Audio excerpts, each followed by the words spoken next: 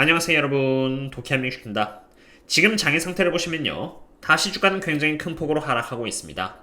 다우존스는 마이너스 1.62%, S&P 500은 마이너스 1.62%, 그리고 나스닥은 마이너스 1.36%인데요. 지금 같은 장에서 제가 갖고 있는 모든 유료 데이터를 동원하여 분석을 드리는 이유는 많은 대중들을 상으로 방송을 하고 있는 유튜브라는 공간인 만큼 보수적으로 분석을 해야 하며, 지금과 같이 금리 인상의 시기에는 적정 주가가 하방 압력을 받게 되는 시기인 만큼 수익을 내고자 안간힘을 쓰는 것보다 오히려 갖고 있는 수익을 지키거나 혹은 위험할 때는 무한 매수를 자제하고 현금을 비축함으로써 피해를 최소화하는 것이 중요하다고 생각해서입니다. 저도 보시던 것처럼 이렇게 지긋지긋할 정도로 앞으로의 장이 어려울 것이다 라고 과거부터 꾸준히 조심해야 한다는 영상을 올려왔습니다. 계속 폭락한다고 분석하면은 언젠가 한번 맞출 것이라고 조롱하시는 분들도 있는데, 제가 이러한 분석을 올리는 데는 근거나 기준이 없는 분석을 하는 것이 아니라 기업 또는 지표 밸류에이션에 있어서 기준을 잡고 있는 지금은 근거나 기준이 없는 분석을 하는 것이 아니라 기업이나 지표의 밸류에이션에 있어서 제가 기준을 잡고 있고 지금은 고평가이기 때문에 조심한다고 꾸준히 경고를 드리는 것 뿐입니다. 계속 주가가 떨어졌다가 올라갔다를 반복하니까 저희 입장에서는 밸류에이션은 변함이 없는 것이고, 제 입장에서는 계속 비싸다라고 말씀을 드리면서 어쩔 수 없이 조심한다고 말씀을 드리는 것 뿐이죠. 저는 개인적으로 비싼 돈을 주고 주식을 사고 싶진 않으며 소중한 돈을 잃고 싶지도 않기 때문입니다.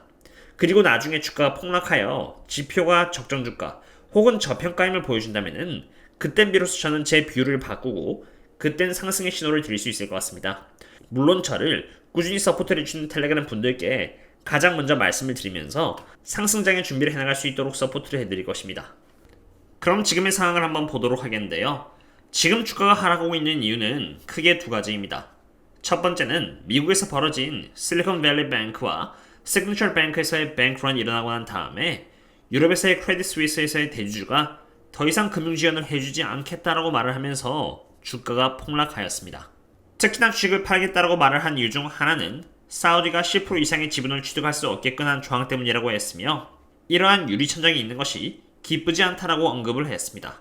사우디가 지금의 상황을 최대한 레버리지해서 저렴해진 주식을 10% 이상 모을 수 있도록 압박을 가려고 하는 것 같은데, 어쨌든 이러한 상황으로 인해서 이 기사가 나온 시간을 기준으로 런던은 마이너스 2.59%, 독일은 마이너스 3.15%, 프랑스는 마이너스 3.74%가 빠지는 등 유럽 지수가 폭락을 하였고, 이에 따라 미국 또한 주가가 함께 따라가는 모양을 그리고 있는 것입니다. 그리고 PPI 결과 또한 이렇게 발표가 되었는데요. 보시면 이렇게 컨센 대비해서 4.6% 그리고 4.4% 등이 나오면서 인플레이션이 점차적으로 진동되고 있음을 보여주었습니다. 이 부분은 인플레이션에 있어서 그나마 다행스러운 부분인 것입니다. 하지만 그렇다고 해서 여전히 방심하기엔 이릅니다. PPI는 좋게 나왔습니다만 연준에서 중요시 바라보고 있는 CPI Core Service Less Housing은 떨어지지 않고 이렇게 올랐고, 인플레이션이 얼마나 끈질기게 머무른지를 보여주는 지표인 여기 애틀란타 페드 스티키 레이트는 두 개의 지표 모두 하락하지 않고 이렇게 상승을 하고 있는 상태입니다. PPI는 하락하고 있으나 CPI가 끈질기게 머무르줄 것이라는 것을 의미하는 데이터인 것이죠. 그리고 만약 앞으로도 꾸준히 인플레이션이 사그라들고 있는 데이터가 나온다면은 그것은 경기 침체로 다가가는 단계가 될 수도 있다고 봅니다. 제가 시장을 대상으로 조심해야 한다고 주장한 이유는 단순히 이것뿐만이 아닙니다.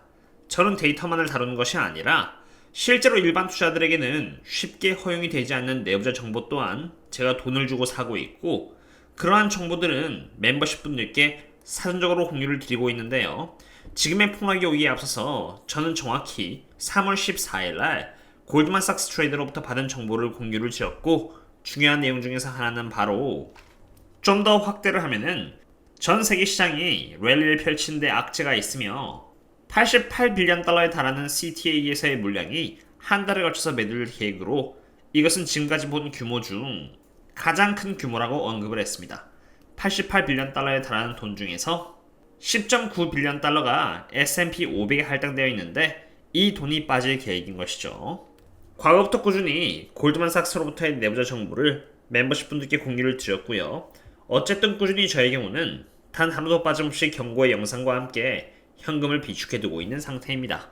제가 여러분들께 영상으로 공유드리고 있는 데이터는 절대 공짜가 아닙니다.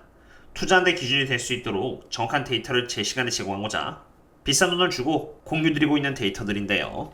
이처럼 매일 장이 끝나고 어떤 요인에 따라서 하락했는지 옵션 현황이라던가 연준의 밸런스 상태 혹은 CPI에 대한 예측치 등 많은 매크로 관련 데이터를 제공할 뿐만이 아니라 이렇게 재매매 내역 혹은 월가 내에서 공유되고 있는 트레이딩 전략의 이메일이나 테슬라가 저렴해졌을 때는 이렇게 저렴해졌다고 인폼을 드립니다.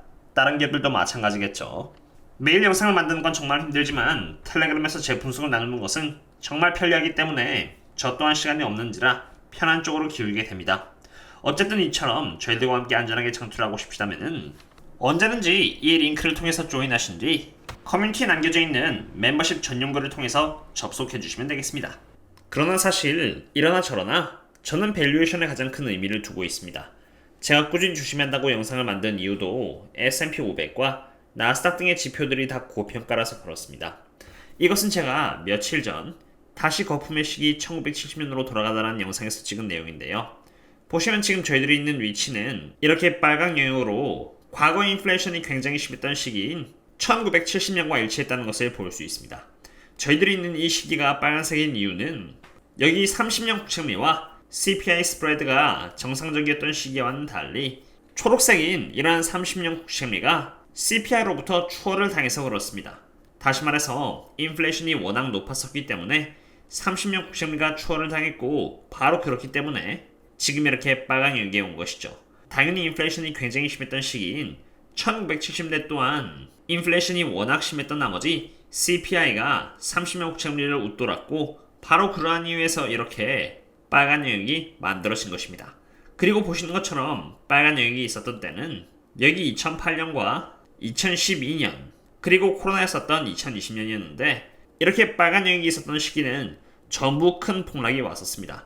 물론 제가 다시 거품의 시기 1970대로 돌아간다는 영상을 올렸을 때는 S&P 500은 지금처럼 장이 빠지지 않은 상태였고요. 그때 또한 데이터로 주식이 전부 다 됐을 거였으면은 AI가 부자가 됐을 것이냐는 등 이런 소리를 들었을 때였습니다. 어쨌든 제 입장에서는 굉장히 주가는 고평가를 받고 있었고 단기적으로 좋은 지표가 나오든 말든 상관 안 쓰고 배당 쪽에만 좀 더 집중을 했을 뿐 현금을 모아나간 데만 집중을 하였고 지금도 S&P 500과 나스닥은 저평가는 아니기 때문에 꾸준히 현금을 모아나갈 예정입니다. 그리고 옵션 시장에 있어서 콜월의 포지션 또한 변동이 있었는데요. 옵션 시장에 대한 정보는 제가 멤버십 분들께만 공유를 드리고 있기도 하고 며칠 전까지 공유를 드렸기 때문에 오늘은 여기까지 하도록 하겠습니다. 그럼 다음에 또 다른 분석과 함께 찾아뵙도록 하겠습니다. 다들 안전한 투자 되셨으면 좋겠습니다. 그럼 다음에 또 만나요. See you later.